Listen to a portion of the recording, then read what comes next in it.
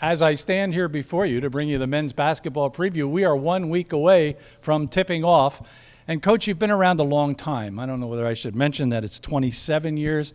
You are a seasoned veteran. You certainly know how to put a team together and a schedule together. What were you thinking 5 out of 6 games away? Syracuse, Penn, Duke, Rutgers, Columbia. What's wrong with you?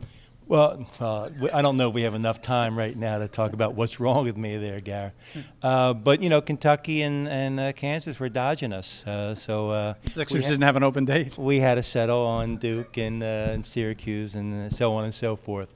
Yeah, it's just the way the schedule sometimes, falls. And we were supposed to play some of these games last year, and with the COVID that happened, obviously we didn't have that opportunity.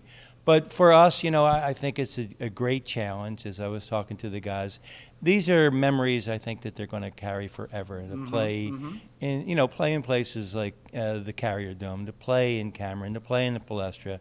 I mean, you can't compare those experiences. And obviously, I say that now. Don't talk to me, right before the tip-off. Yeah, I get it. Obviously, you're looking to get something out of these unbelievably difficult games. However, against this kind of competition, you probably won't see better competition the rest of the year. No, and this is what you hope, that it will prepare you, that you'll see, what the top teams look like. And we want to compete against these teams. We want to go out there right from the start and compete when they toss it up. And in playing in these hostile environments, too, as well, hopefully that prepares us as we get into league, because there's no easy, away games when you're playing in league as well. So these are to make us better, to prepare us, and obviously we want to compete. You obviously lost so much from last year. I think it was 53% of all your scoring is gone. Justin Jaworski, E.J. Stevens, Dylan Hastings. Tell us a little bit about what those guys are doing. I know Justin already is linked up in pro basketball. Yeah, Justin, I spoke with him this past week. He started practice with OKC, in the G League. And EJ's playing with Minnesota. He's starting for them in the Big Ten, and he's doing well out there. And Dylan's in the private sector right now. He got a job, one of our former players, which is all part of the networking of Lafayette that helped him out in getting a job. So they're all doing very well. We miss them greatly, but the show must go on. Yeah, I was kind of hoping the schedule would entice them to stick around, but that was not the case. Well, we'll also have one more negative note on your basketball team, and that's your starting point guard, such an important position in your offense. Tyrone Perry is out for a while. Well, as a matter of fact, Gary, and I guess you heard it here first. I mean, he played in our last scrimmage in limited minutes. I mean, he has come back from the ACL faster than I think.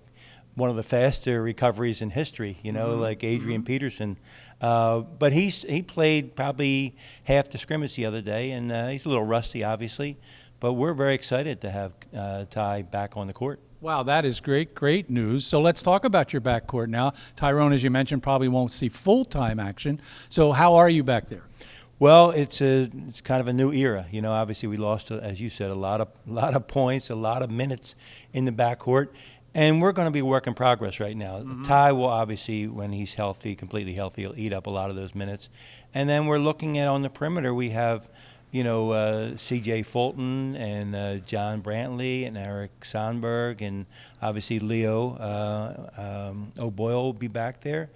So we have a number of guys, that are vying for minutes out there. And I think they all have special talents, and that's going to be one of our charges here, is figure out what's going to be the rotation, what's going to be the best rotation for us going forward. In your offense, it almost appears to me, you can disagree or agree, that 1, 2, 3, and 4 are all interchangeable, the way the offense moves. And so I assume that's really the way you're looking at these players. Pretty much. I mean, they are interchangeable. And the system that we play, takes advantage, hopefully, of all their strengths, And as I said, as we played a couple scrimmages already in our practices, it's starting to evolve, but it's an ongoing process as far as, as we look over the past, last year, for example, Kyle didn't start the first 5 games, and then he was on the all-rookie team. Leo didn't play at all in the non-league, and he was on the all-rookie team. So this is an evolving process. When you lose 53% of your scoring, you're trying to figure this out. And I think Kyle is a sophomore now, and Neil and some of these guys, Leo. I mean, they're growing up as well, and so it'll be interesting to see where the scoring is going to come from and where the leadership's coming from and all those things. Speaking of growing up, there's 2 guys that can't really grow up any further than they have, and that's Sean Good and Neil Quinn.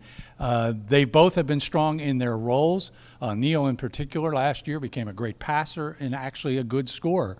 So I assume you feel a little bit of strength in the paint. Yeah, absolutely, and as they bring different things to the table. Sean's a defensive player, can rebound the ball, and he does a pretty good job of passing the ball as well. Neil has really shown himself to be a capable scorer down there. He gives us a presence in the paint. He can pass the basketball. He can step out. He's probably dropped about 20 pounds. He's really worked on his body as well, and we're expecting big things from him. Only one home game in that first stretch. They'll play 5 away. They will play Syracuse next Tuesday night at the Carrier Dome. Coach, I wish you the very best in that ball game, and be happy to see you back at the Kirby Sports Center. The Lafayette men's basketball team for 21-22. We're looking forward to it. Thanks for watching.